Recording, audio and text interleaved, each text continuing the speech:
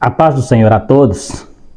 Estamos aqui mais uma vez para comentarmos mais uma lição, a lição de número 9, a lição de jovens, onde estaremos falando do conselho de Paulo a Timóteo, assim terminando a sua primeira carta, onde aprendemos ali muitas coisas importantes relacionadas ao ministério, ao comportamento na igreja e à vida cristã em geral.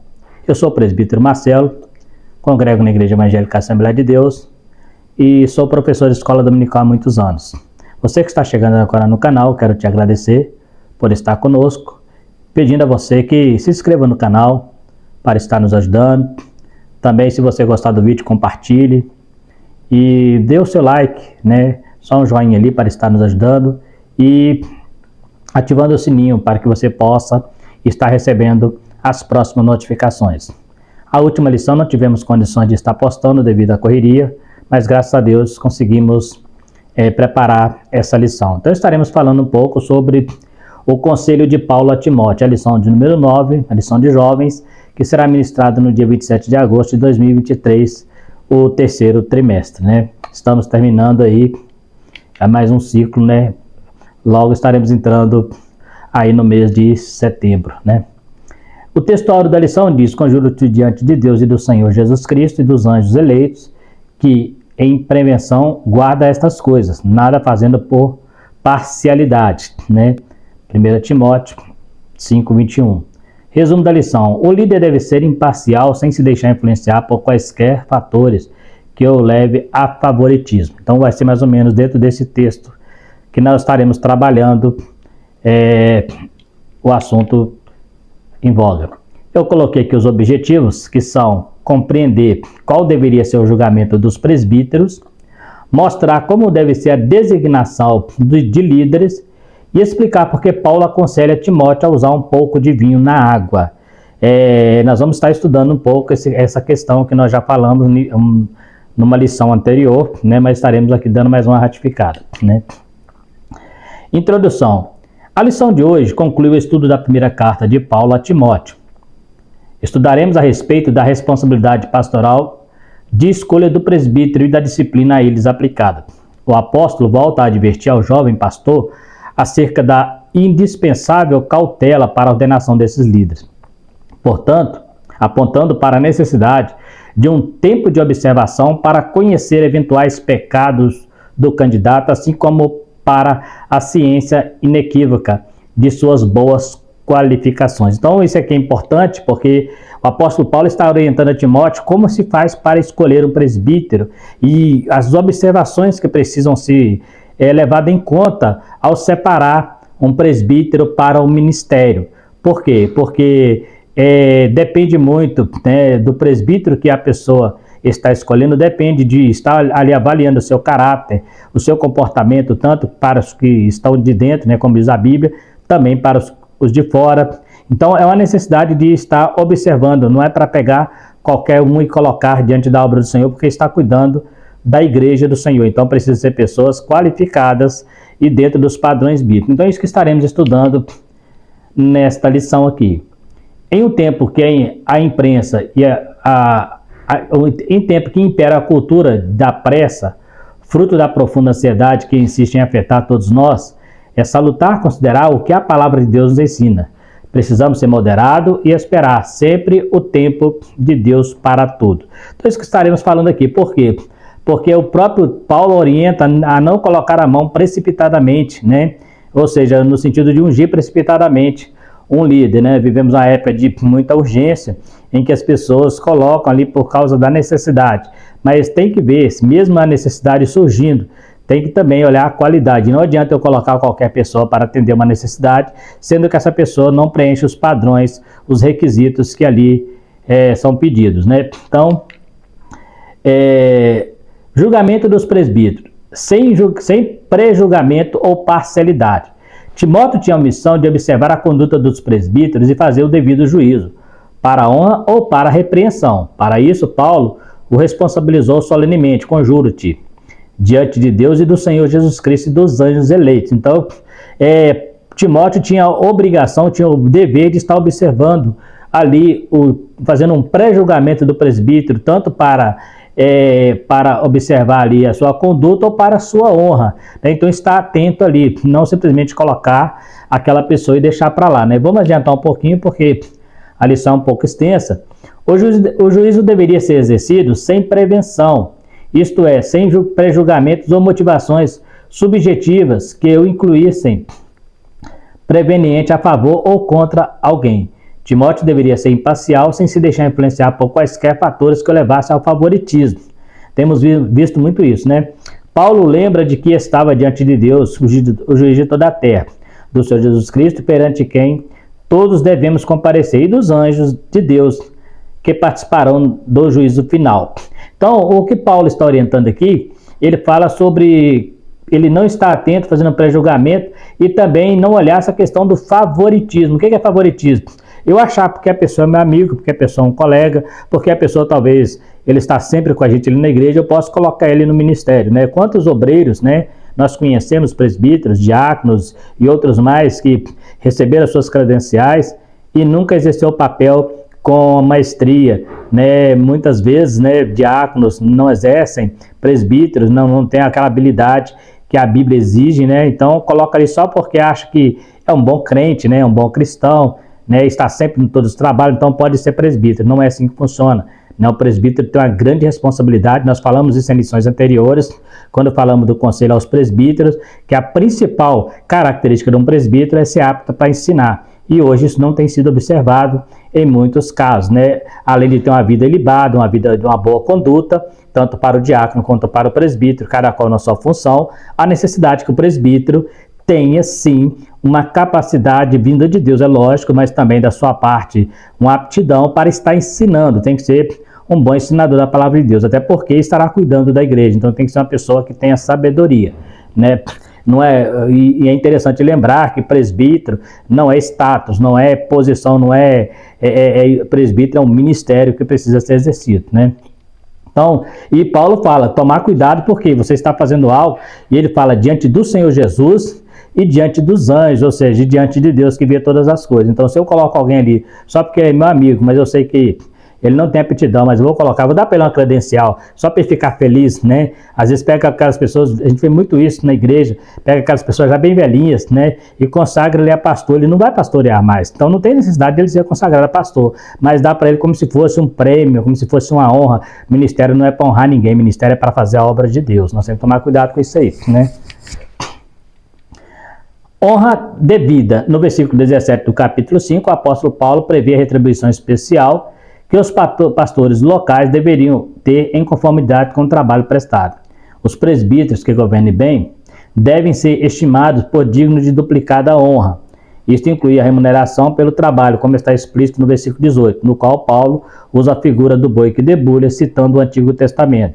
Como já havia feito na carta à igreja de Corinto, também se refere ao ensino de Jesus registrado em Lucas. Digno é o obreiro do seu salário. Então, entende-se pelo texto que essa duplicada honra do presbítero seria exatamente o salário para ele, né? Mas seria no caso daquele que trabalha por tempo integral, que a Bíblia nós sabemos, temos estudado sobre isso, que presbítero, pastor e ancião, no Novo Testamento são sinônimos, são a mesma coisa, né? Então, aquele pastor de tempo integral, o apóstolo Paulo entende que ele é de duplicada honra e ele tem direito então a deixar de trabalhar e a viver sobre o salário de uma igreja, como o apóstolo Pedro, né, chegou a dizer, nós não temos o direito de deixar de trabalhar como os nossos demais irmãos e ficar só por conta da obra.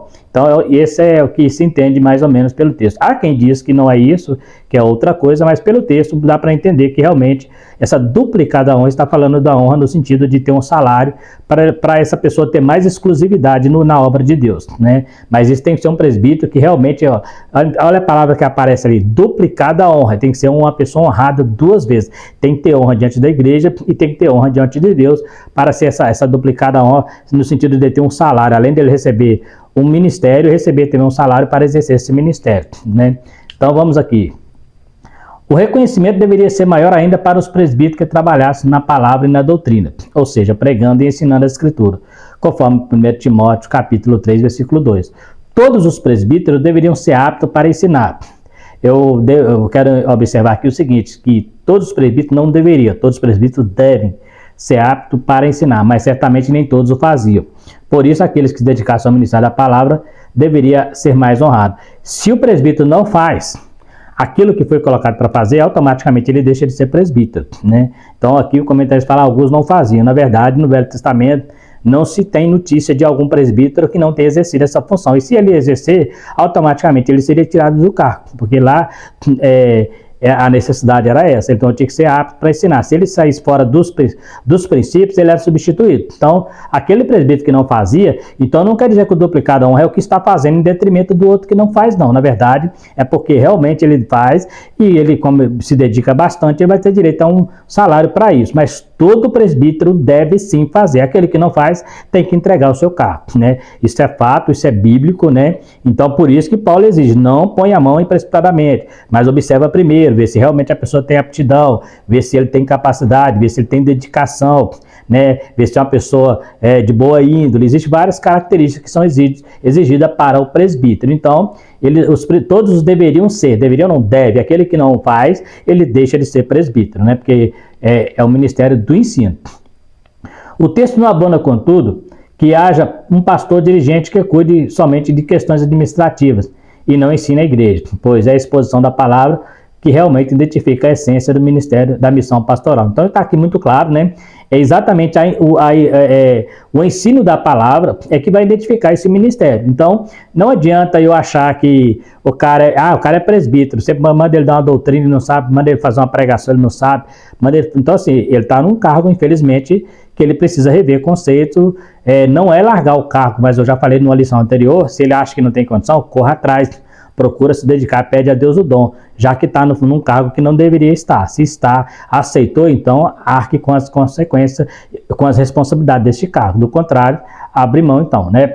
Então a gente vê aqui que aqui o comentarista fala de alguém que cuida de questões administrativas. É fato que presbítero e pastor, isso não é função deles, né? Se um presbítero ou um pastor, ele cuida de função administrativa da igreja, está deixando de fazer o papel que Deus chamou para fazer. Nós aprendemos isso na lição dos diáconos. Essas questões administrativas, de dinheiro, de organização, é papel do diácono. O pastor é oração, jejum e pregação da palavra de Deus. O apóstolo deixou isso muito claro quando fala da separação dos diáconos. Então eles não têm que envolver com coisa administrativa. O pastor das igrejas primitiva, no primeiro século, eles não preocupavam com quanto entrava e com quanto saía, porque eles queriam pessoas que pudessem administrar aquilo com muita maestria, com muita tranquilidade, para que eles não tivessem preocupação. Então, a Bíblia não fala de pastor dirigente cuidando de parte administrativa. Inclusive, você não vai encontrar nenhum dos apóstolos cuidando de parte administrativa. Eles fundavam igrejas, eles cuidavam da doutrina. Sempre que eles são chamados é para resolver problema de doutrina, problema doutrinário, não problema de igreja, coisa administrativa, como o caso das viúvas, como outras coisas que poderiam surgir no período da igreja, né? Como hoje temos pastores que ele parece mais um empresário do que um pastor. Ele tem ali o seu escritório, né, o seu gabinete, ali tem uma secretária, e para você chegar até esse pastor é uma dificuldade. Muitas vezes tem até que se marcar, né, uma audiência como se ele fosse um empresário, né, um médico, alguma coisa assim, né? E o pastor toda ovelha deveria ter acesso exclusivo total ao pastor, né? Até porque é ele que cuida dela, mas tem pastores que estão se sentindo verdadeiros empresários, verdadeiros psicólogos muitas das vezes, e senta ali na sua mesa e acha que as pessoas têm que vir até ele, né? Então, e na verdade o pastor tem que estar no meio das ovelhas, né? A repreensão devida, o tratamento justo ao presbítero impunha ao mesmo tempo a repreensão para os que pecassem. A igreja precisa ser um ambiente onde impere a justiça. Não pode ser lugar onde acusações levianas tenham espaço. Isso vale tanto para o obreiro, né? Você não deve acusar o obreiro falsamente, mas também isso vale para todo cristão, né? Não pode ser o lugar onde há acusações levianas. Por isso Paulo diz a Timóteo, e para o conhecimento de todos, que não deveria ser aceita acusação contra presbítero, senão com 2 ou 3 testemunhas. É importante observar que tipo de acusação é essa. Não é você ficar falando pelas costas do presbítero, não é você ficar criticando o homem de Deus. Se você viu algo errado nele, chega até ele primeiro. É isso que a Bíblia diz, vai até teu irmão, conserta com ele, mostra para ele onde está errado. Se de tudo ele não aceitar, ele achar que ele está certo, Aí sim você arruma 2 testemunhas e vai àquela pessoa que está na hierarquia ali acima dele, que tem o poder de destituí-lo do cargo, né? Mas a priori é melhor às vezes alertar, né? Às vezes você está vendo o presbítero fazendo alguma coisa errada, né? Você pode chegar até ele e falar para ele tomar uma postura, né? Tomar um cuidado, né? Mas se de tudo ele não aceitar, aí sim é que vai levar até a direção da igreja, mas a priori não é ficar acusando o presbítero e ficar levantando falso testemunho, ou também falsas impressões. Às vezes o presbítero falou alguma coisa, você interpretou errado e já sai julgando na rede, como se aquilo fosse o que ele diz, na verdade, foi uma má interpretação, ou talvez uma força de expressão, ou um jeito errado que ele falou, talvez ali ele teve alguma dificuldade, né, e terminou falando algo que não queria, que não devia, que deve ser relevado também. O presbítero, por mais que exija dele a santidade, ele não é uma pessoa perfeita, ele também tem os seus defeitos, tem as suas falhas, então precisa também ter cuidado para não querer exigir além daquilo que a Bíblia exige dos homens de Deus, que todos eles também falham, né? O apóstolo apresenta a necessidade de um verdadeiro juízo de admissibilidade, para evitar que qualquer tipo de acusação, sem lastro em provas, pudesse pôr em dúvida a conduta do obreiro e macular a sua reputação. Então observa que isso aí é interessante, porque dependendo daquilo que você fala, aquela marca vai ficar na vida daquela pessoa pro resto da vida. Então, muito perigoso a gente ficar acusando, ficar levantando falso testemunho, ou às vezes eu interpretei algo errado e já saí julgando daquela maneira na rede, e isso pode macular a imagem do obreiro, né? E muita gente adora ouvir isso. Eu estava lendo um dia desse, né? Hoje os sites de fofoca, né, tem pastores que estão bombando na internet porque trabalha só com mau testemunho de pastores, só com escândalos da igreja, né? São disseminadores de escândalos, tem crescido com isso e o povo adora, né? Às vezes a gente vê ali a facilidade, né?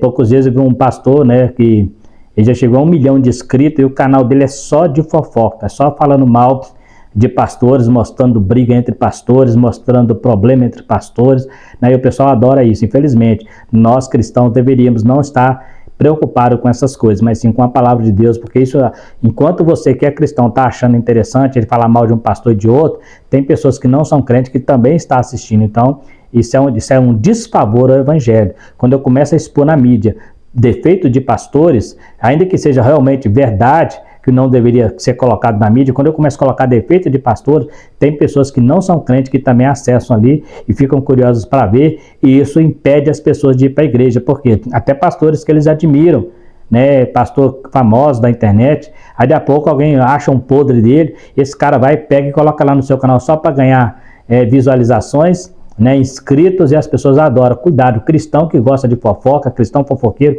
não herdará o reino do céu, porque isso é pecado.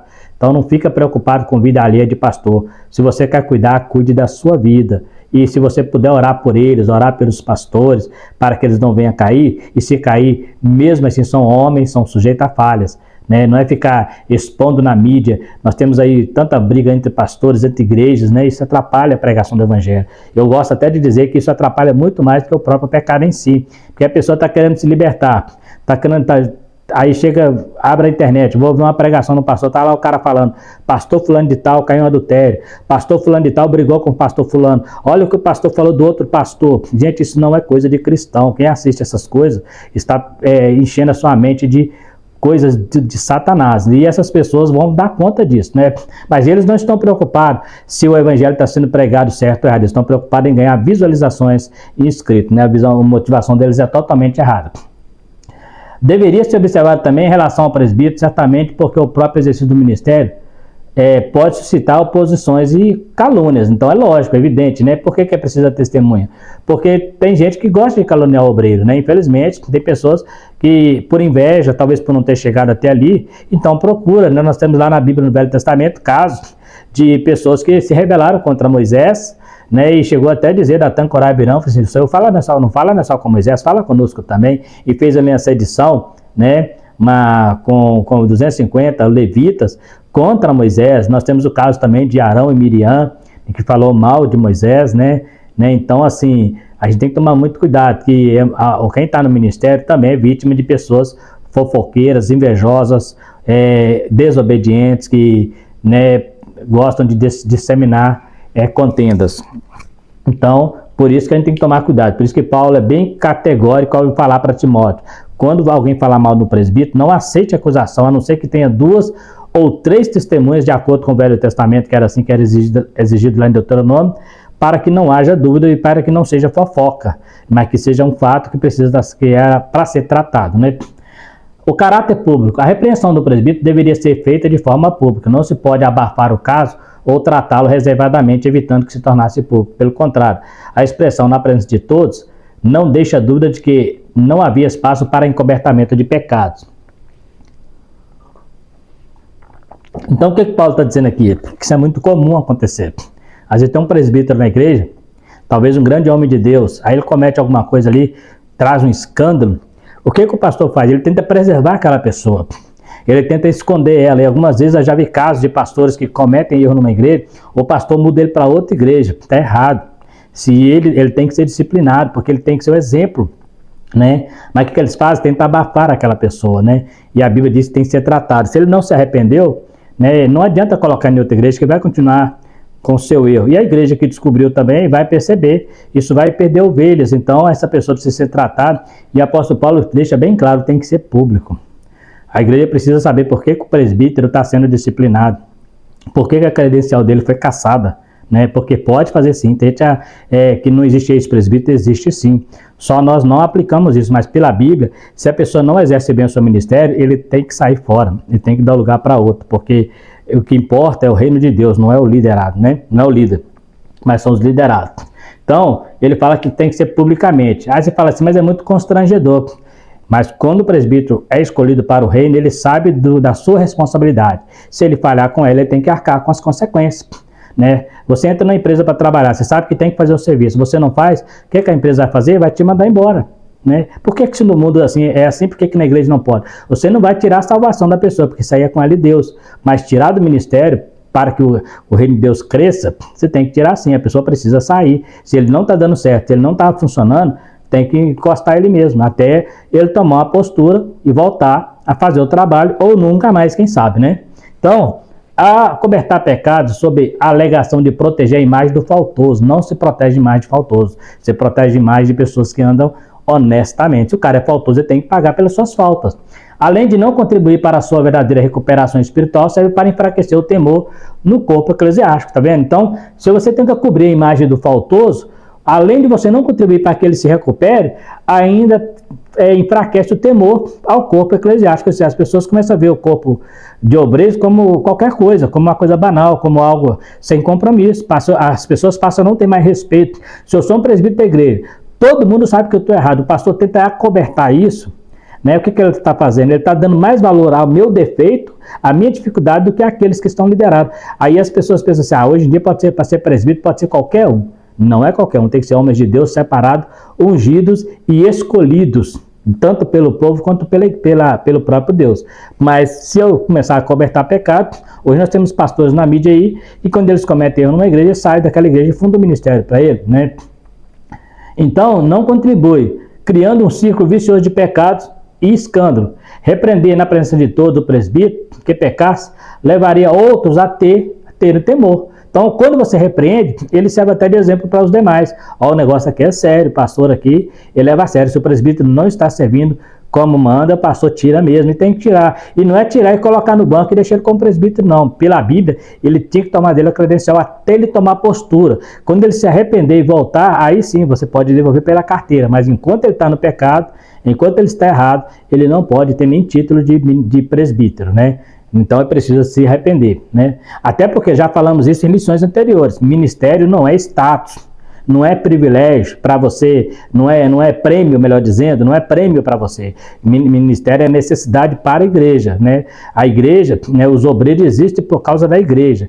A igreja, os obreiros, o pastor existe por causa da igreja, né? Existe igreja sem pastores, mas não existe pastor sem igreja. Então, a igreja, você é um servo da igreja, o homem de Deus, ele está ali para servir o melhor dessa terra, que é a igreja. Por isso que precisa ser a pessoa de conduta ilibada, né? Pela natureza pública do procedimento, podemos afirmar que a expressão outros abrangia a todos da igreja, já que todos seriam dados a conhecer os fatos e a disciplina aplicada. Então você está vendo aí que Paulo ele era bem categórico, ele queria que o presbítero que não tivesse cumprido o seu papel fosse punido e que a igreja soubesse porque ele estava sendo punido, para não dizer assim, é perseguição, é calúnia, não, com 2 ou 3 testemunhas, comprovaram que aquela pessoa seria substituída e a igreja ficaria sabendo por que ele foi substituído. Ah, mas não pode ficar expondo o pecado de ninguém, principalmente na época em que vivemos, em que hoje tudo é processo. Não precisa expor o pecado dele, só vai falar que ele não adequou. Né? Nós estamos tirando o presbítero por ele não adequar, ele ter feito algo que não condiz com a função. Agora, se ele insistir, aí tem que falar, né? Se ele falar que é perseguição, que é calúnia, aí sim, mas para preservar não precisa expor a pessoa, mas diante da igreja, a igreja precisa saber por que ele está sendo substituído. E hoje nós tentamos esconder isso aí, né? A designação de líder, sem precipitação. Então, tá vendo? Por quê? Se você precipita agora, você vai colher lá na frente um líder rebelde, um líder sem temor, né? Um líder que vai te dar muito trabalho. Então, por isso que é importante, antes de eu separar alguém para o ministério, primeiro analisar como é a conduta daquela pessoa diante da igreja, o que a igreja pensa daquela pessoa, como ela é na igreja, como ela é em casa, como ela é no trabalho, como ela é na sua vizinhança. Isso tudo precisa ser averiguado, né? Tem que fazer uma investigação social para depois colocar alguém e falar, não, agora eu estou colocando a pessoa certa. Porque, o Espírito Santo mandou, né? Mandou separar, né? E será que é o Espírito Santo mesmo? Porque hoje em dia, antigamente, muitos ainda consultavam, hoje não. Hoje estão se separando até mesmo sem consultar o Senhor. Vivemos em uma sociedade na qual tem imperado a cultura da pressa, é o chamado sociedade fast food, cheia de ansiedade, estresse e depressão. Você já deve ter ouvido falar da síndrome do pensamento acelerado, que alguns especialistas afirmam estar atingindo mais de 80% da população. Precisamos tomar muito cuidado para não sermos envolvidos nesse turbilhão de inquietação mundial. Por quê? Aquela pressa de fazer as coisas, de querer dar certo, aquela ansiedade leva à precipitação. A precipitação leva a consequência muitas vezes desastrosa e ao desespero de depois você tentar consertar algo que não haverá mais como consertar. Então é importante ter esse cuidado. Cuidado, porque vivemos uma época em que tudo tem que ser muito rápido. Hoje as pessoas estão procurando cada vez acelerar, né, as coisas. Então, no ministério não pode ser assim, tem que ser com paciência, tem que ser na dependência do Senhor, tem que ser no Espírito, para que tudo corra dentro da vontade de Deus, né? Em um aspecto prático da administração eclesiástica, Paulo trata disso a Timóteo ao falar sobre a designação de líderes para a igreja de Éfeso.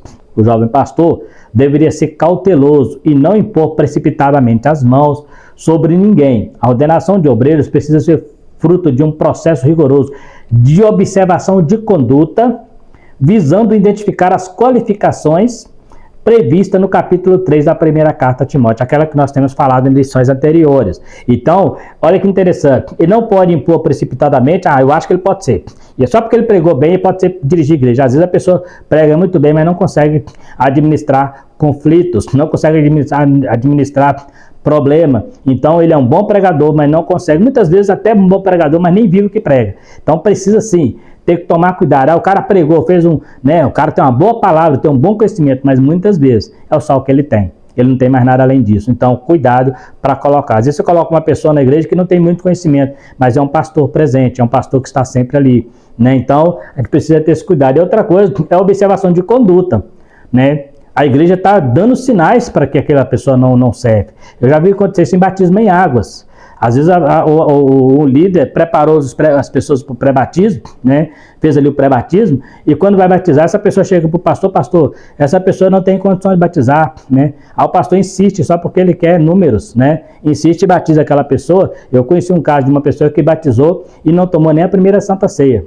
E desviou, está desviado até hoje. Ele desviou e não tomou nem a primeira Santa Ceia. Por quê? Só quer números. Então, se a pessoa que deu o curso falou que ele não tem condição, deve ser respeitado. Não, mas a gente vai batizar depois de trabalho isso aí. Não, se já está avisado que ele não tem condição, tem que dar credibilidade para o obreiro que treinou aquela pessoa, que deu para ela as instruções, se ele achou que não está certo, né? Muitas vezes até os próprios pais falam, meu filho não está em condição, pastor, não, mas vamos batizar ele para que Deus dê força para ele, para que não é assim que funciona. Né? Se o pai falou que não, então vamos esperar um pouquinho, que seus pais são as melhores testemunhas nesse quesito aí. Se ele está falando que o filho dele não está em condição, eu preciso então não ser precipitado, então vamos deixar, vamos esperar mais um pouco, no próximo batismo, quem sabe, né? Chega para a pessoa assim, olha, infelizmente, você não passou ainda, você precisa melhorar um pouco mais, dar uma guinada em algumas coisas na sua vida, e assim vai para o ministério, né? Alguém está mostrando para você que o cara não serve para ser presbítero, o cara não serve para ser diácono, aí o pastor insiste em separar aquela pessoa, depois ele vai ter um púlpito cheio de pessoas que não fazem nada, né?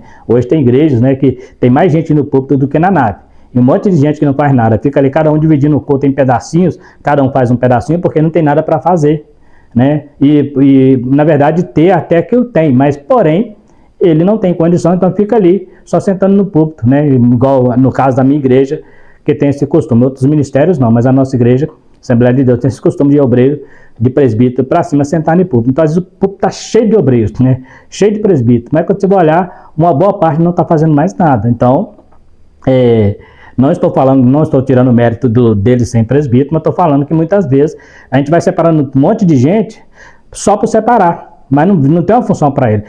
Antes de existir o diaconato, existiu a necessidade de servir as mesas, para depois surgir o diaconato. Antes de existir o presbitério, existe a necessidade do ensino. Então aí nasce o presbitério, aí nasce alguém para ensinar. Eu não posso separar um presbítero se não tem necessidade de ensinar. Se não tem alguém para ser ensinado, para que eu tenho um presbítero? Para que eu vou ter um pastor? Vou consagrar uma pessoa pastor se eu não tenho uma igreja para ele dirigir? Deixa ele do jeito que está, ué. Na hora que aparecer a igreja, eu consagro ele a pastor. Mas hoje não, hoje eu vou consagrar uma pastor e tal. O cara é pastor e nunca pastoreou uma igreja. Eu conheço pastor que nunca pastoreou uma igreja e tem título de pastor. Então, né, para mim não é pastor. Pastor é só aquele que tem ovelhas, né? Então, eu tenho que observar a conduta, né? Pecados evidentes. No versículo 24, Paulo trata dos pecados evidentes que podem ser observados com mais facilidade na vida de um candidato a líder espiritual. Todavia, o apóstolo adverte a Timóteo de que alguns pecados somente se manifestam ao longo do tempo. Daí a necessidade de espera e análise de conduta. Por exemplo, tem pecado que vai aparecer com o tempo. Vou dar um exemplo. Você quer separar um obreiro, né, para tomar conta de uma igreja. Exemplo. Aí ele prega muito bem, dá um bom ensino, ele tem todas as características, aparentemente, de um presbítero. Mas se você começar a andar com ele, no trânsito, na hora que alguém der uma fechada, você vai perceber se ele é uma pessoa arrogante, se ele é uma pessoa estourada, se ele é uma pessoa de estupim curto, porque esse tipo de gente não vai servir para cuidar de pessoas, né? Se é uma pessoa que se fica com raiva muito fácil, se irrita muito fácil, né? Não tem humildade. Então tudo isso é analisado às vezes com o tempo, porque na cara do pastor, na presença do pastor, todo obreiro é humilde. Todo obreiro aparece diante do seu pastor como um anjo de Deus. Mas no dia a dia, nem sempre isso acontece. Então há necessidade que isso seja observado, né? E talvez leve algum tempo para observar se o obreiro realmente vai preencher aqueles requisitos, né? Para cuidar do povo. Então, ele fala aqui, não só no caso do pecado, né? Das qualidades, como existem pecados que manifestam também com o tempo, né? Então, vai depender. Existe um ditado popular que a gente fala que você quer conhecer um homem, coloca poder nas suas mãos, né? Às vezes o cara começa a dirigir uma igreja e ele começa a achar que ele é dono da igreja, começa a dar ordem, né? Eu já via obreiros, pastores dizer que fala assim, quem manda na igreja sou eu, né? Não aceita questionamentos, né? E ninguém manda, quem manda na igreja é o Senhor. Nós somos só vasos, né? Nós temos sim autoridade, mas quem manda de verdade é Deus, né? De fato, existem pecados que podem chamar de flagrantes, né? Outros, contudo, costumam ficar escondidos e até disfarçados em comportamentos aparentemente sadios. Pecados menos patentes, como o orgulho, a soberba, a rebeldia, que geralmente só se manifesta com o tempo diante de situações específicas às quais a pessoa é submetida, também serão julgados pelo Senhor. Acabei de dizer aqui, o cara é orgulhoso, o cara é soberbo, né? Tem rebeldia, você não consegue detectar isso numa pessoa. Só vai detectar quando ele estiver numa situação específica que vai exigir, né, um equilíbrio. Aí sim, aí vai manifestar numa situação de conflito, ele pode manifestar a sua soberba, pode manifestar o seu orgulho, né, pode manifestar a sua rebeldia numa situação de conflito. Né? Às vezes o cara está ali, né, tem obreiros hoje, por exemplo, se você questionar alguma coisa que ele faz, ele fica chateado, ele não tem estrutura para ser reprovado, né? Ele só quer tapinha nas costas. O dia que alguém fala uma palavra mais dura com ele, ele muitas vezes até sai da igreja, né? e fala que o povo é ingrato, né? Eu vi pouco tempo na internet, já falei sobre isso num pastor que estava entregando o seu ministério, porque diz que o povo é ingrato, né? Se eu estou fazendo algo esperando gratidão do povo, eu estou fazendo a coisa errada, porque o que eu faço, eu tenho que esperar galardão é de Deus, né? O apóstolo Paulo, se ele fosse falar gratidão, o apóstolo Paulo teria largado o seu ministério logo no início, porque ele fala lá na carta a Timóteo, na primeira carta, que ele se sentiu até abandonado, ele estava sozinho numa prisão, só Lucas estava com ele, o grande pastor que era, né? Só Lucas estava com ele. Depois ele fala assim que na primeira defesa ninguém estava com ele, ele ficou sozinho. Ele falou assim, mas o Senhor estava comigo. Se Paulo fosse olhar a gratidão, Paulo chegou na igreja de Corinto, eles questionaram o salário dele, não queria pagar salário para Paulo. O que Paulo fez? Ele deixou de pregar para Corinto? Não, escreveu as maiores cartas do apóstolo Paulo para a igreja de Corinto, né? Porque inclusive se tem notícia de mais duas antes daquelas, né? Então seria 4 cartas dessa igreja, mesmo eles rejeitando a Paulo. Existia lá um grupo lá que não gostava de Paulo, que gostava de Apolo ou de Cefas, mas mesmo assim Paulo estava sempre ali ensinando, porque Paulo tinha compromisso com a palavra, com o Senhor e com a igreja no geral, né? Então ele não estava preocupado com meia dúzia de alguém que não concordava com ele ali, né? Ele é uma pessoa que já tinha estrutura para ser até reprovado, né? Boas obras, da mesma forma que os pecados, também existem boas obras que facilmente são percebidas. Outras, contudo, que não são feitas em público, somente com o tempo aparecem. Essas, na verdade, costumam ser mais autênticas. Assim, ao se impressionar com boas ações, logo no começo, Timóteo poderia ser enganado. Como diz o conhecido adágio, nem tudo que reluz é ouro. Olha que interessante aqui, porque o comentarista fala. Ele fala 2 coisas importantes. Primeiro, ele fala que tem gente que gosta de fazer boas ações. Hoje nós temos muito isso. A pessoa quer fazer boas ações, mas ele quer filmar na internet. Ele quer julgar para todo mundo ver na internet o que ele está fazendo, né? Hoje, com o acesso à internet, né, às vezes a motivação dele está sendo a sua visualização na internet. Ele está ajudando uma pessoa, a intenção é boa, mas pela motivação errada, né? Então Paulo fala assim, cuidado com as boas obras, que às vezes a pessoa, você pode ser enganado. E aqui fala assim, ó, esta na verdade costuma ser mais autêntica, aquelas anônimas, né? Olha o caso de Dorcas, quando Dorcas morre, que elas começam a chorar, olha aqui, as aventais, as vestes que ela faziam para nós, né? Então você vê que o que manifestou ali, uma obra que antes dela morrer, ninguém talvez nem sabia, só as viúvas que eram beneficiadas. Era uma pessoa anônima, mas na hora que ela faleceu ali, as pessoas ali, as viúvas choravam pela morte de Dorcas, exatamente por quê? Porque era uma mulher que fazia uma obra no anonimato. Ela realmente não estava preocupada em aparecer, mas em resolver o problema das viúvas. Porque quem faz uma boa ação, ele não tem que preocupar com ele, tem que preocupar que a pessoa seja abençoada, né? Alguns exegetas entendem que a expressão os que são de outra maneira não pode ocultar-se diz a respeito das más obras e não boas obras. Assim, o sentido seria boas obras aparecem facilmente, mas as más obras costumam ser ocultadas. Por isso é preciso esperar com paciência para que os verdadeiros frutos apareçam e sejam bons ou sejam maus. Por quê? Porque às vezes a pessoa tem muitos dons, mas não tem fruto. Então é bom esperar para ver se os frutos vão aparecer, né? Sendo eles bons ou sendo eles maus. Então, por isso tem que haver essa necessidade de se esperar. Um pouco de vinho. Agora nós vamos entrar aqui num outro problema, né? Falamos bastante sobre o comportamento do presbítero, né? Sobre o conselho que Paulo dá a Timóteo em relação a separar os presbíteros, né? A ordenação dos presbíteros, né? Tudo que deve ser observado em relação às testemunhas, em relação a não aceitar acusação falsa, em relação a observar na sua vida cotidiana. Agora vamos entrar no outro problema aqui, que eu já expliquei isso numa lição, também lição de jovem, onde fala da instrução aos diáconos. Depois você vai lá, eu tenho uma parte lá que eu explico sobre isso aqui, que a gente vai explicar aqui, ó. A questão da abstinência. Paulo recomenda a Timóteo que não bebesse somente água, mas que usasse um pouco de vinho. Alguns eruditos veem neste versículo certo embaraço para o entendimento vigente em nossas igrejas.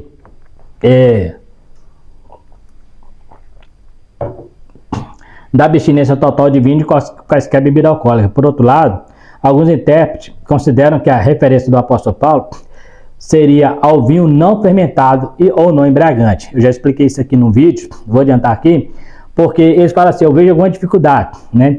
Por quê? Porque nós pregamos contra a bebida alcoólica, né? Nós pregamos contra a bebida alcoólica. Aí, o apóstolo Paulo fala para Timóteo tomar um pouquinho de vinho por causa das constantes enfermidades, né?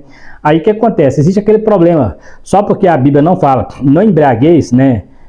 A Bíblia fala, na verdade, não embriagueis, a gente tenta provar que a Bíblia fala que você não deve beber de momento algum. Aí alguns eruditos acham que se eu pregar isso, eu estarei incentivando, fazendo apologia às pessoas a ingerir bebida alcoólica.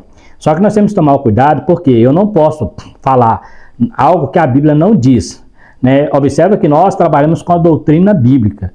A ciência, o conhecimento secular vem em segundo plano. Como eu não tenho uma doutrina bíblica, o que os eruditos fazem? Eles vão no paralelo, eles vão numa cultura, eles vão no conhecimento secular. O conhecimento secular não serve para doutrinar. Então a gente tem que tomar muito cuidado com isso. Por quê? Nós temos o exemplo do vício. É pecado o vício? Eu falei sobre vício de cigarro, vício de café, vício de comer demais, tudo é pecado. Então, a Bíblia não fala nada sobre cigarro, mas eu falo que o cigarro é pecado por quê? Porque o Ministério da Saúde fala que é prejudicial, né? Eu falo que as drogas é pecado porque é crime, né? Então eu tenho dentro da lei algo que mostra o prejuízo dessas coisas. Mas em relação à bebida alcoólica, é uma droga lícita, né? Que não é crime, desde que você não esteja dirigindo, né? Ou portando arma, não há restrição para a bebida alcoólica para o mundo. Para o cristão, existe sim o perigo de envolver com essas coisas. Mas não estamos fazendo apologia, mas também eu não vou falar algo que a Bíblia não nos autoriza.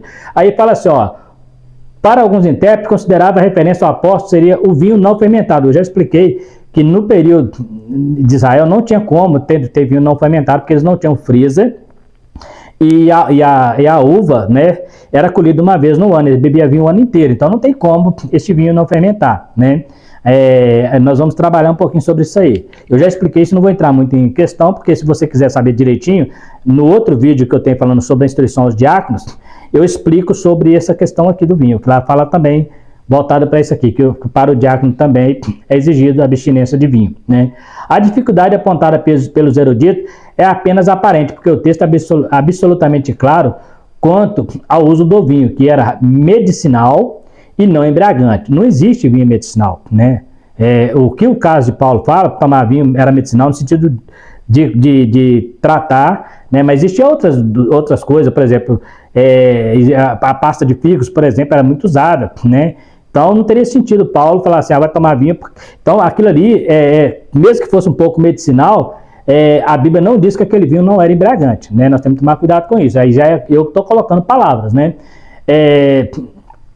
Assim, o fermento, se fermentado ou não, há na recomendação de Paulo a mínima margem para se interpretar o sancionamento do uso do vinho para fins embriagantes. O exame da motivação resolve a questão, exatamente, para fins embriagantes, né? Então, Paulo não está falando que você tem que embriagar, tanto é que fala, não embriagueis com vinho que há contenda. Então, para Timóteo, ele manda tomar vinho, porque vinho era uma bebida da época, era cultura. Era comum para os judeus ter vinho na casa deles, né? Então a gente tem que tomar cuidado, né? É igual hoje o café é prejudicial. Os adventistas, por exemplo, não tomam café, para eles é pecado tomar café, né? Então eles querem mostrar que o café é prejudicial à saúde. Então é importante eu ter esse cuidado, né? Então vamos lá um pouquinho aqui. Os males do vinho. São diversos os textos bíblicos que apontam para o perigo do vinho, razão que bem fazemos em nos manter longe dele, verdade. Assim como de qualquer bebida embriagante. Provérbios diz, né, o vinho escarnecedor e a bebida forte alvoroçada, e todo aquele que neles errar nunca será sábio. Errar o quê? É tomar excessivo, é tomar com muito, né, tomar muito, embriagar, né? Então fala aquele que neles errar, não fala naquele que tomar. O errar a Bíblia sempre vai falar sobre bêbados. A Bíblia nunca fala em beber vinho, fala em bêbados, né? Então, aí você fala assim, Marcelo, você tá fazendo apologia à bebida alcoólica? Não. Eu estou mostrando que a Bíblia me dá autoridade para mostrar. Eu não vou falar nada que a Bíblia não me autoriza. É isso que eu estou fazendo aqui. Como já afirmamos na lição anterior, não são poucos os exemplos terríveis da tragédia na vida de pessoas que escolheram relativizar essa recomendação. Aí nós temos um caso aqui que, olha aqui que interessante, em Jeremias 35, versículo 6 a 9, eu também cito isso lá no outro vídeo. Temos o belíssimo exemplo dos recabitas. Eles se mostram zelosos pelo ensino de seu pai Jonadab, filho de Recabe, abstendo-se totalmente do vinho e foram honrados por Deus. Primeiro, aqui não tem a ver com religião. Aqui tem a ver com cultura. É uma cultura da família dos recabitas. Deus só usou a cultura para exemplificar como que eles obedeciam a Recabe e os judeus não obedeciam a Deus. Então ele só fez uma comparação, igual o oleiro. Ele não manda ir à casa do oleiro e fala, olha como é que o oleiro faz o vaso. Dessa maneira, vocês são na minha mão, né? Então, Deus honrou o oleiro? Deus honrou o vaso? Não. Ele só pegou o vaso e fez uma comparação com os judeus na mão de Deus. Então, tem que tomar cuidado para não forçar o texto. Aqui não tem a ver com doutrina espiritual. A Bíblia nem diz se Recabe, ele realmente era um servo de Deus. A Bíblia só fala dele e pronto. Então, Deus vai lá e oferece vinho para eles. Aí falou assim, não bebemos vinho, porque o nosso pai, há aproximadamente 200 anos, eles mantinham essa tradição. Era uma tradição cultural da família de Recabe. Então tem que tomar cuidado, porque Deus honrou Recabe. A Bíblia não diz isso. A Bíblia não diz que Deus honrou Recabe. A Bíblia diz que Deus pegou o exemplo de Recabe para comparar aos judeus rebeldes, né? Você não vai encontrar texto falando assim que Deus só pegou aquilo como exemplo, né? Inclusive, é importante observar que os recabitas, eles não tomavam vinho nem misturado na água, como o comentarista sugeriu aqui a Timóteo. Nada que tivesse relacionado a vinho eles tocavam. Inclusive, nem os caroços das uvas, nem a uva fresca eles podiam pegar lá no pé, não tomavam. Lá no pé, né, lá na videira, né, ele tá lá o fruto lá, ele não podia pegar e comer. Nem a fruta, nem a casca, nem os caroços, também não podiam habitar em casas e não podiam ter plantações. Então eles viviam como nômades. Então não é só o vinho que estava em questão ali. O que Deus mandou Jeremias mostrar vinho, mas vai ver lá a história. Não, nosso pai nos falou para não tomar vinho e nada que venha da uva. Então se fosse suco de uva eles não podiam tomar também. Então não dá para pegar eles como exemplo, porque senão teria que falar que então você não pode tomar suco de uva, igual alguns sugerem que Paulo estava falando de suco de uva ou uva misturado ou vinho misturado com água, né? Então tem que tomar cuidado para não forçar o texto. Então o caso de Recabe não era só vinho. Ele não podia pegar nada da uva para ali usufruir do fruto. E também não podiam ter casas e um monte de coisa lá. Então leia lá o texto direitinho, você vai ver isso aí. Então aquilo ali, gente, não tem a ver com uma doutrina. Deus só pegou um exemplo de uma família para mostrar que eles obedeciam o pai deles há 200 anos e os judeus não obedeciam a Deus, né? O texto, a enfermidade de Timóteo, o texto não explica que enfermidade Timóteo enfrentava. Pela expressão, acredita-se que tinha problemas estomacais, ou que se atribui à baixa qualidade da água. Conforme Dona de Stamp, Timóteo começaram a ter distúrbios gastríticos, provavelmente devido ao teor alcoólico, né, metais alcalinos, de lítio e sódio, e o potássio na água de Éfeso. Isso é uma história, gente, na cultura, que diz que não só a água de Éfeso, mas aquela região, as águas elas eram insalubres, né, não eram puras, né, não tinha tratamento adequado. Então era comum eles colocar um pouco de vinho na água para tentar melhorar a qualidade dela, né? Então, eles entendem que Paulo está orientando Timóteo a fazer isso. Só que isso não era só Timóteo, isso era comum para todo mundo que morava em Éfeso. Eles pegar e misturar um pouco de vinho. Então, não teria sentido Paulo falar assim, é necessário que tome um pouquinho de vinho por causa das suas constantes enfermidades. Porque Timóteo, quando ele fosse tomar água, a água de Éfeso, ele já tinha o hábito de fazer esse tipo de mistura, de pegar um pouco de vinho e colocar nela. Por quê? Porque ela não era uma água saudável, né? Não era água bem tratada, então eles entendiam que o vinho tirava um pouco daquele problema que tinha naquela água, né? Então, a gente tem que tomar cuidado para não pegar uma cultura e falar que Paulo está falando assim, não, ele está falando porque lá em Éfeso era assim. Não, o próprio Paulo, se estivesse lá, ele teria que beber água desse jeito também, com um pouquinho de vinho, porque era comum na cultura de Éfeso, né? Por causa dos problemas que ela tinha, né? Esses problemas químicos aí, ela não era água totalmente tratada, né? Então, aí, não, Paulo está falando desse vinho aí, essa água misturada com vinho, né? Aí, por causa de constante dor no estômago. Só que quando você vai para o texto não dá a entender isso. O texto fala realmente de vinho, não fala de água misturada de vinho misturado na água, não. Paulo, portanto, declara que ele deveria usar um pouco de vinho com aquela água para neutralizar os efeitos demais. Olha que perigo aqui. Paulo aponta, portanto, declara que ele deveria usar um pouco de vinho com aquela água para neutralizar os efeitos daninhos da alcalinidade. Então tá, me mostra no texto onde Paulo fala assim, Timóteo, você tem que tomar um pouquinho de vinho misturado com água. Não tem isso aqui, é uma interpretação, a gente tem que tomar cuidado com isso, né? Então Paulo declara que ele deveria tomar um pouco de vinho com aquela água. A Bíblia não diz isso. Isso é forçar o texto. A Bíblia diz, tome um pouco de vinho por causa das suas constantes enfermidades no estômago, né? Não fala nada de água. A água uma pesquisa arqueológica, né? Que foi descoberto que a água de Éfeso naquela época tinha problema e eles costumavam fazer isso. Mas não está dizendo que foi isso que aconteceu no texto aqui, né? Mas Paulo menciona também frequentes enfermidades, de forma indeterminada. Talvez fossem efeitos colaterais decorrentes do problema estomacal, o que indica que Timóteo tinha uma certa debilidade em sua saúde. Isso provavelmente representava um desafio a mais na vida daquele jovem obreiro. Então, ele tinha um problema de estômago. Paulo fala, toma um pouquinho de vinho, né, por causa das suas constantes enfermidades. Aí o cara não tem um versículo bíblico para falar que o vinho tinha água. O que a gente faz? A gente vai estudar na história e força o texto. A história, ela não pode forçar o texto. Quando você vai fazer uma pesquisa histórica, uma pesquisa cultural, essa pesquisa tem que concordar com o texto e não acrescentar algo a ele. Se a história está acrescentando algo ao que já existe no texto, você está forçando o texto, né? Então, quando eu quero entender um texto, eu preciso ter esse cuidado. Só para eu adequar a uma ideia de que eu acredito que não pode beber vinho, eu tenho que pegar uma coisa cultural e colocar acima da palavra. A palavra está bem clara, né? Então, isso que eu quero que vocês entendam, tá? Eu não estou fazendo apologia à bebida alcoólica, mas eu estou mostrando que o texto não diz o que está dizendo ali. Paulo, portanto, declara que ele devia usar um pouquinho de vinho com água. Onde está isso no texto? Ah, mas alguém descobriu que na época de Éfeso misturava vinho na água, mas o texto não está falando nada disso. Então, cuidado, né? Eu trabalho com Bíblia. Eu trabalho com a palavra de Deus. Se alguém discordar de mim, tem que discordar dentro da Bíblia. Tem que discordar dentro da palavra, né? Eu também estudo teologia.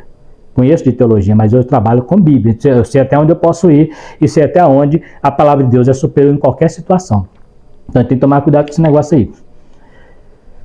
Uma razão a mais para o seu mentor espiritual demonstrar preocupação e encorajamento. É confortante quando vemos o líder que se preocupa de verdade com a vida de seu liderado, demonstrando como no reino de Deus se valoriza não apenas o trabalho dos obreiros, mas a pessoa em todo o seu aspecto. Isso é fruto do verdadeiro amor e sincera afeição. Agora sim, agora está falando da preocupação do apóstolo Paulo com Timóteo. É bom você tomar vinho, um pouquinho de vinho por causa das suas constantes enfermidades, para ajudar a melhorar. Pode ser que tenha a ver com a água de Éfeso, não estou dizendo que não é isso, pode ser que tenha sim. Só estou falando que o texto não diz isso. Mas pode ser que seja, mas é uma interpretação, isso é conjectura. É igual aquele pregador que está pregando, ele cria aquelas imagens, né, aquelas ideias e fala assim, conjectura teológica. O texto não diz isso, mas vamos entender, né? Cuidado, quando é conjectura, ela é do autor, não da palavra, né? Porque a palavra não diz aquilo ali. Então, realmente ele preocupava sim com a vida do obreiro, né? E isso é reconfortante, porque ele não preocupava só com o ministério dele. Então, nós estamos aí, concluindo nesta lição, concluímos essa lição com essa nota da efetuosidade que havia entre Paulo e Timóteo, né? A afetuosidade que havia entre Paulo e Timóteo, um jovem cooperador que servia ao lado do apóstolo, como filho ao pai. Timóteo havia se entregado à mentoria de Paulo desde os primeiros anos da sua fé. Foi obediente e fiel em todas as missões que recebeu. Que o Senhor continua levantando Paulos e Timóteos para o bem da sua igreja. Então nós vemos aqui mais uma lição, né? Eu volto a reforçar aqui sobre a questão do vinho. Vai lá no meu vídeo, parece que é o 4º vídeo na lista lá na sequência, né? Depois desse vai ter mais 4, não tem 4 lá. Esse vai ser o 5º vídeo ou 6º, tá lá. Instruções aos diáconos. Lá eu tenho uma parte que eu explico detalhe, mostro até as referências bíblicas em relação à questão do uso do vinho no Novo Testamento, e mostro lá e provo lá que não existe vinho fresco, até porque cito o exemplo, inclusive, da Páscoa, que era celebrada 7 meses depois da colheita das uvas, e lá era celebrado com vinho. Mostro também que na Santa Ceia, Paulo fala, se vocês comem e bebem sem esperar o teu irmão, você come, um come, outro embriaga. Não teria sentido ele falar de embriaguez se ele estivesse falando de vinho misturado com água, ou se estivesse falando de suco de uva, né? E mostra ali vários textos. Agora a Bíblia sempre condenou a embriaguez, né? Bebida forte. Sempre que a Bíblia fala de bêbados, de beber muito, beberrão, igual os fariseus chamavam Jesus de beberrão, é porque eles entendiam que Jesus bebia muito vinho. Nunca você vai encontrar Jesus bêbado, mas eles acusavam Jesus de beberrão porque ele bebia vinho. Não teria sentido ele chamar Jesus de beberrão se Jesus bebesse suco de uva, né? Não teria sentido algum. Ele chamava porque Jesus realmente bebia um vinho que era um vinho que não era fresco, né? Por quê? 7 meses, colhia uma vez no ano, eles tomavam. Hoje não, hoje você tem a pasteurização, né, de Louis Pasteur, né, que foi o que criou a pasteurização, que você toma um leite que foi tirado, né, há 6 meses atrás, ele está numa caixinha, você toma ele. Né, um suco de uva que foi feito há 5 meses atrás, mas naquela época não, você colocava a uva por uma semana já fermentava. Faz uma experiência, pega a uva fresca na sua casa, espreme ela num copo e deixa ela uma semana sem refrigeração, ou ela vai virar vinho ou vai virar vinagre, vai azedar. Não fica mais que uma semana. Então, então mistura na água, a mesma coisa, mesmo você misturando na água, ela vai azedar. Né? Então, não existe essa questão aí, isso é tentar forçar o texto. Né? Então, está aí mais uma lição, né? Falamos sobre os conselhos de Paulo a Timóteo, como separar o obreiro, né? E aprendemos muito mais sobre isso aí. Terminamos aqui a primeira carta a Timóteo, estaremos entrando, acredito eu, agora nas próximas lições, dentro ainda da segunda carta de Timóteo, outros conselhos pertinentes ao ministério, né, e à vida cristã. Eu quero agradecer você que ficou até o final do vídeo, né, e mais uma vez pedir a você se inscreva no canal, né, para estar nos ajudando. Se você gostou, compartilhe, né, este vídeo também com amigos que você conheça, né, e ali dá um likezinho para nós, né, também ativa o sininho. E se você tiver alguma dúvida, né, ou discordar de algo que nós falamos aqui, você tem toda a liberdade de estar nos chamando nos comentários para fazer as suas observações, né. Eu gosto de dizer que sou muito flexível, né, tenho minhas opiniões, né, mas respeito a opinião alheia, ainda que eu não concorde, eu respeito, né, mas eu trabalho, como vocês viram aqui, com a palavra de Deus, então não forço o texto em nada. Se eu ver que o texto não está dizendo, eu não tenho coragem de tentar colocar no texto aquilo que ele não diz, só para adequar aquilo que eu acredito, né? Eu prefiro ficar com a palavra de Deus. Então, está aí mais uma lição explicada para vocês. Quero agradecer mais uma vez, fiquem todos com Deus e até a próxima lição, se Deus quiser.